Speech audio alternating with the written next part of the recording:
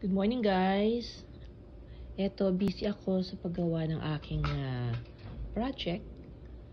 I have a friend na bibigyan ko ng gift. So, I'm doing the casing ng cellphone niya.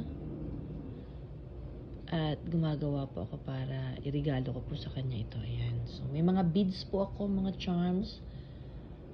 Binibili ko po siya at siya po yung ginagamit ko kapag nagre-regalo po ako. I'm almost done with my project. Ayan, mabibigon. Oh, meron pala doon. So, let's put it here. Guys, I'm doing my cellphone casing. Ayan. Actually, hindi naman akin to. Ireregalo ko to. So, sana magustuhan niya. At ito ang aking nagawa. Ano pa ba ilalagay ko rito? Kung ano lang yung gusto nyong art na ilagay, you can put it here. Diba? Nag-i-enjoy ka na rin at the same time.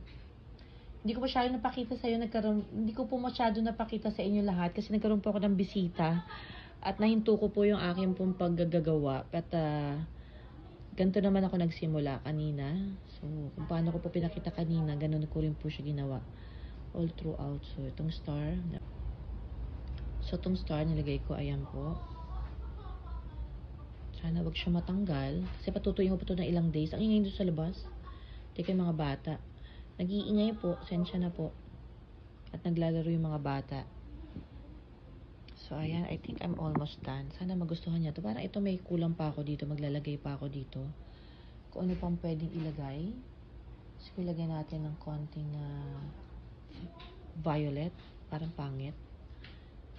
Yan. Lagyan natin ng konting touch of violet here na parang pangit. Tingnan natin. Wag, ayoko. So, ayan guys. Ano po yung nagawa ko? Sana nagustuhan nyo yung art ko. Ayan. Thanks for watching.